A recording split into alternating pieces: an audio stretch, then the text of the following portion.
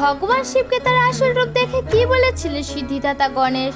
শিবপুরাণ মতে একবার গণেশ তার পিতাশ্রীকে বললেন, হে পিতাশ্রী, এই বাঘের ছালার এই ভরসমাখা রূপে আপনাকে একদম ভালো দেখায় না। আমার মাতা পার্বতী খুবই সুন্দর, ওনার সাথে আপনার এই পোশাকে ভালো দেখায় না। দয়া করে আপনি খুব সুন্দর রূপে মাতা পার্বতীর কাছে আসুন। গণেশকে দেখে মহাদেব হাসলেন এবং গণেশের কথা শুনে মহাদেব স্নান করে সুন্দর পোশাকে সবার সামনে আসলেন। মহাদেবের এই সুন্দর রূপ দেখে মহাদেবকে সবাই দেখতে থাকে।